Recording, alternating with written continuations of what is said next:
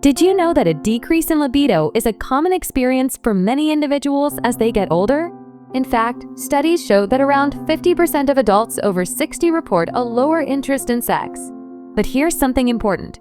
It's not something to be ashamed of, and it's definitely something you can manage.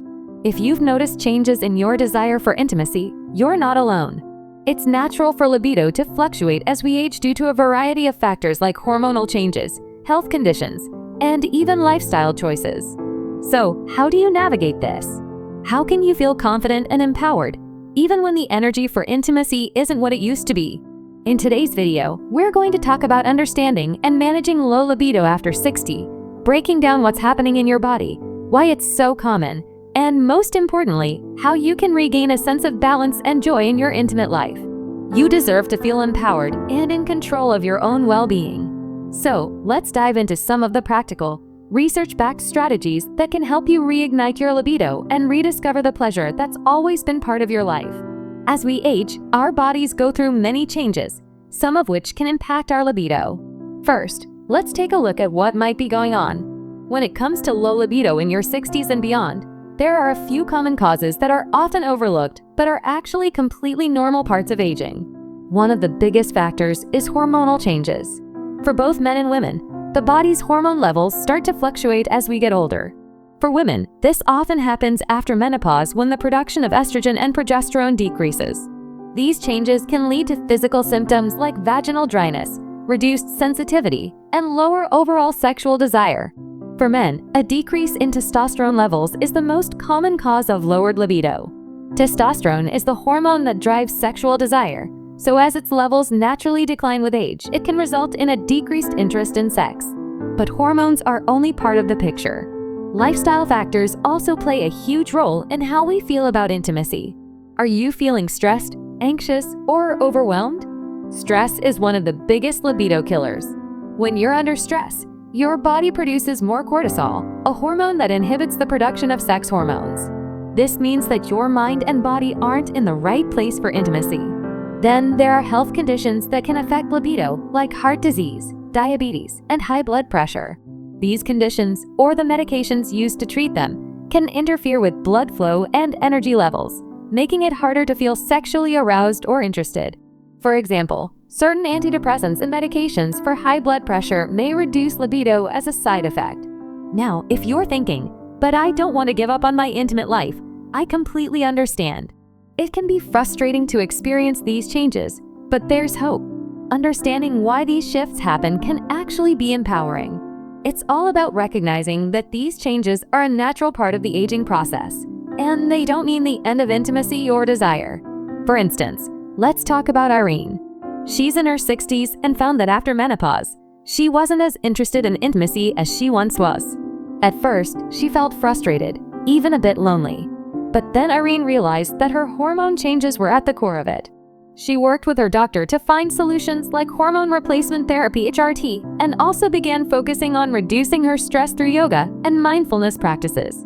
Slowly, Irene started to feel more balanced and regained her interest in intimacy. And more importantly, she regained her confidence. Have you noticed any lifestyle changes or health conditions that might be impacting your libido? How do you think stress or your overall health is affecting your desire for intimacy? Low libido after 60 isn't just about hormones. It's also closely tied to your overall lifestyle. When energy is low and stress is high, desire often takes a backseat. Simple changes in your daily habits can rekindle your interest and help you feel more vibrant. Begin with sleep. Quality rest is the foundation of healthy hormones and balanced mood. If you're waking frequently or lying awake, try a calming bedtime routine.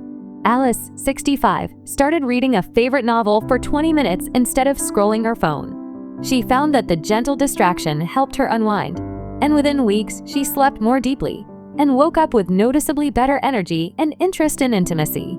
Next, look at stress management. Chronic stress elevates cortisol, which can suppress sex hormones and dampen desire. Paul, 70, found himself too tense for intimacy because he carried worries about his health and finances into every moment. He began practicing 5 minutes of deep breathing each morning, sitting comfortably, inhaling for 4 counts, holding briefly, then exhaling slowly. This simple practice helped him start the day calm rather than anxious, and his interest in connection gradually returned. Physical activity also plays a role. You don't need intense workouts. Even a daily 15-minute walk boosts circulation, elevates mood, and supports healthy hormone levels. Try walking with a friend or your partner. Combining movement with social interaction multiplies the benefits. Movement also strengthens muscles and flexibility, which can enhance comfort and confidence in intimate moments. Finally, pay attention to nutrition and hydration. Dehydration can lead to fatigue and low mood, while nutrient-rich foods support balanced hormones. Irene, then 68, swapped her sugar-heavy snacks for almonds and fresh fruit, and added leafy greens to every meal. She noticed steadier energy throughout the day and found herself more open to affectionate moments in the evening. Reflect on your routine. How many hours of restful sleep are you getting? Where in your day could you insert even a brief relaxation or breathing exercise? Are you moving your body in ways that uplift both your physical health and your mood? By prioritizing restful sleep, managing stress, moving gently, and nourishing your body, you create an environment where desire can naturally flourish, even after 60. Shall we explore the next insight on nurturing emotional connection? You said. Next segment, ChatGPT said. Key insight #3, emotional connection and communication. As we age, the emotional side of relationships becomes even more important than the physical. In fact, emotional intimacy often leads the way in reigniting sexual desire. For many, low libido isn't always just about physical changes. It can stem from feelings of disconnection or emotional distance. Take Janet, 72, for example. She had been married to her husband, George, for over 40 years. After their children left home, they both felt a sense of emptiness. For a while, their relationship was mostly about shared routines and responsibilities. Janet, however, found that the spark of affection had dimmed. Instead of talking about it, they both avoided the topic, and the distance between them grew. One evening, Janet decided to open up. She sat down with George and gently expressed how she missed the closeness they once shared. They both realized that they had stopped connecting emotionally and were merely coexisting rather than sharing life together. This conversation didn't just help Janet feel heard, it also helped George recognize the importance of emotional intimacy. They began setting aside time every evening to talk about their day, reminisce about old memories, and share their hopes for the future. These moments of connection gave way to a more affectionate, playful relationship, where they both felt more open to intimacy. Over time, their emotional bond strengthened, and Janet noticed that her libido started returning as she felt more emotionally fulfilled. Emotional intimacy can take many forms, but communication is always at the heart. Whether it's a simple text saying, "I love you," sharing a cup of coffee in the morning, or revisiting shared memories, these moments remind both partners that they are valued and loved. Tips to nurture emotional intimacy. 1. Talk openly and honestly. Just like Janet and George, having a heart-to-heart conversation about your feelings and needs can be a game changer. Sometimes, vulnerability can reignite that emotional spark. 2. Date your partner. Whether you've been together for decades or are in a new relationship, prioritize quality time. Go on walks, have fun outings, or take up a new hobby together. 3. Affection matters. Small gestures, holding hands, a gentle touch, or a warm hug can go a long way in maintaining emotional closeness. 4. Be present. When you're with your partner, put down the distractions and focus on them. Giving your full attention fosters connection and makes intimacy feel more meaningful. Reflect on your relationship. When was the last time you had an open, vulnerable conversation with your partner? How can you inject more shared moments of joy and affection into your routine? Are there emotional barriers that might be getting in the way of your physical connection? Emotional closeness is often the foundation of rekindling desire after 60. By fostering this kind of intimacy, you not only enhance your connection, but also create the space for physical affection to grow. Reigniting your libido after 60 isn't just about exercise or honest conversations. It's also about caring for yourself as an individual. Self-care and self-awareness lay the groundwork for feeling confident, relaxed, and open to intimacy.